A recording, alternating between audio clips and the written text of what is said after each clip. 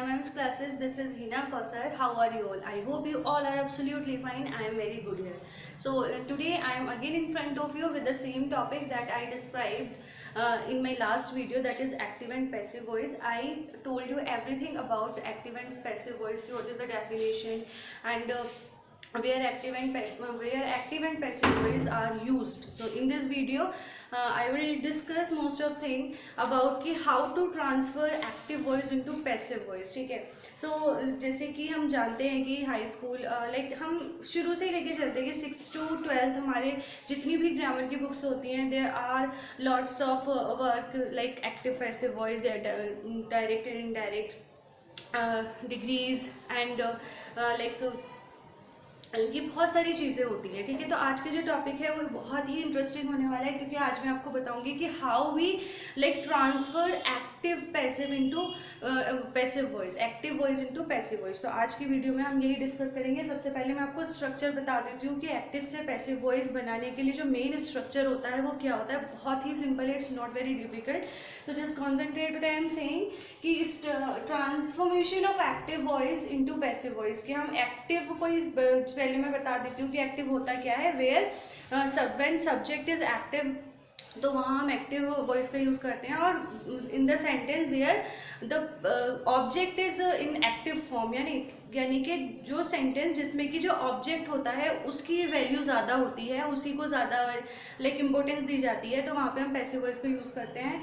तो कैसे हम एक्टिव यानी कि सिंपल सेंटेंस से पैसिव में उसको बदल सकते हैं, तो यहाँ पे बहुत सारे उसके रूल्स दिए हुए हैं. तो you just see what I am saying and like structure. ठीक है. बहुत ही सिंपल स्ट्रक्चर है, कुछ ज़्यादा हमें करना नहीं होता है. हमें सबसे पहले क्या होता है कि किसी भी सेंटेंस को बदलने के लिए हमें सबसे पहले बी का यूज़ करना है. कि व्हाट इज बी.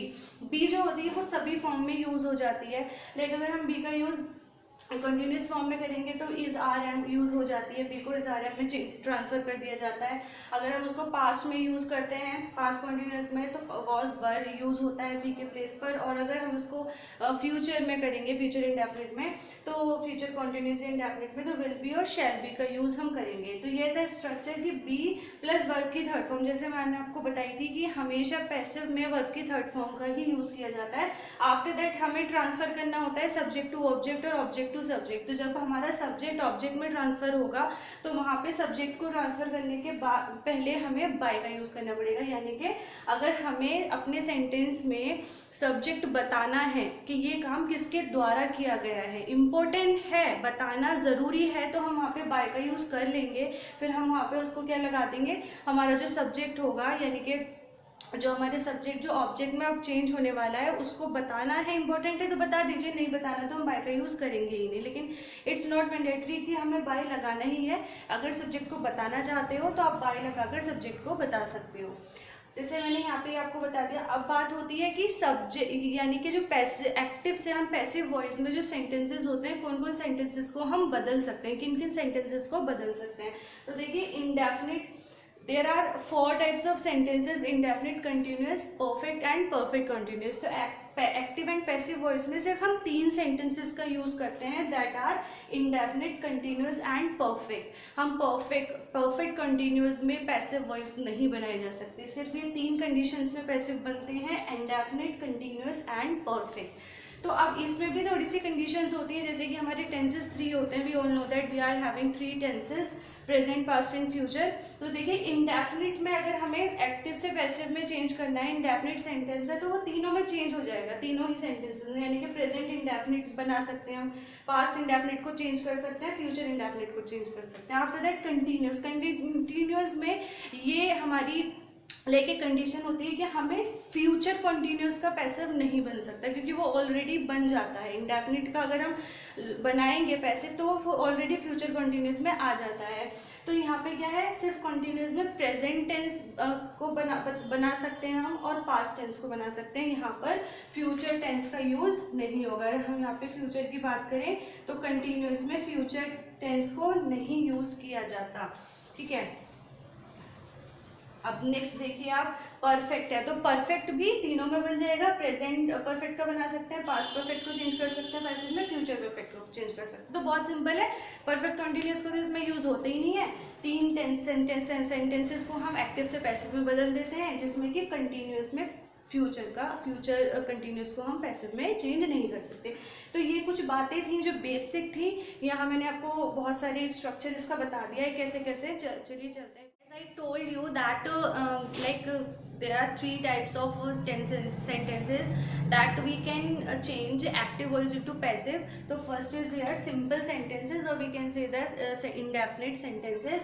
तो simple sentences का जो आज हम बात करेंगे वो आज इस वीडियो में जो मैं एग्जांपल दूंगी, अब जो मैं आपको सिखाऊंगी कि कैसे ट्रांसफर कर सकते हैं, वो सिंपल प्रेजेंट का सिखाऊंगी। In my next video I will discuss everything about simple past and simple future, and after that present continuous perfect वो मैं आपको आराम से सिखा दूंगी। तो आज जो कंसंट्रेशन करना है वो इस पर करना है कि कैसे स्ट्रक्चर है और हम कैसे चेंज करते हैं। देखिए, तो सिंपल प्रेजेंट की हम बात कर रहे हैं, तो सिंपल प्रेजेंट का जो स्ट्रक्चर होता है वो होता है हमारा ऑब्जेक्ट, यानी कि जैसे मैंने बताया कि सब्जेक्ट का ऑब्जेक्ट हो जाता है और ऑब्जेक्ट का सब्जेक्ट। तो सबसे पहले हमारा सब्जेक्ट दिया होता है, तो हमें पहचानना होता है सेंटेंस में हमारा ऑब्जेक्ट क्या है। तो सबसे पहले हम ऑब्जेक्ट को उठा के लिखते हैं इधर, ऑब्जेक्ट आ गया। ऑब्जेक्ट के बाद हमें ऑब्जेक्ट के अकॉर्डिंग, यानी कि ऑब्जेक्ट अगर सिंगुलर में है तो उसके साथ इज लगाएंगे, प्लूरल में तो आर लगाएंगे, और आई है तो एम लगा देंगे। आफ्टर दैट वर्ब की थर्ड फॉर्म हमेशा आती ही है पैसिव वॉइस में, इसमें तो कोई दो राय नहीं है। उसके बाद अगर हमें सब्जेक्ट बताना है तो हम बाय लगाएंगे, देन सब्जेक्ट लगा देंगे जो हमारा फर्स्ट में दिया होगा। समझिए कैसे करते हैं। एग्जाम्पल है, एक्टिव दिया है, सिंपल सेंटेंस है, आई क्लिक द फोटोज। ठीक है, ये एक्टिव है। क्या है ये? एक्टिव है, ये एक्टिव वॉइस है।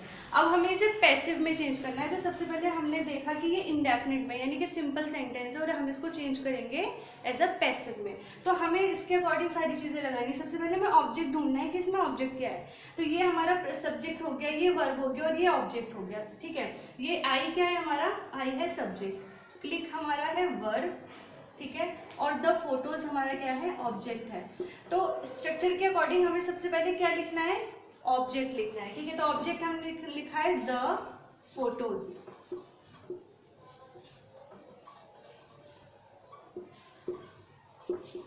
ठीक है, द फोटोज। अब photos are in plural form. ठीक है, फोटोज जो है वो प्लूरल में, सिंगुलर में तो नहीं है। तो प्लूरल के अकॉर्डिंग हमें कौन सी वर्ब लगानी है? हेल्पिंग वर्ब लगानी है, इज, आर या फिर एम। क्या लगाना है हमें? आर लगाना है, क्योंकि हमेशा प्लूरल के साथ आर का यूज करते हैं और सिंगुलर के साथ इज का यूज करते हैं। तो हमें फोटोज के साथ यहाँ पे लगाना है आर।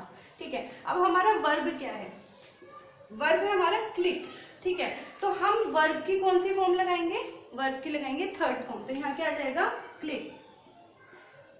ठीक है, अब हमारा वर्ब भी हो गया, ऑब्जेक्ट भी हो गया। अब हमारा क्या बचा है? बाय बचा है, क्योंकि इसमें सब्जेक्ट गिवन है। तो हमें क्लिक के बाद क्या लगाना है? बाय।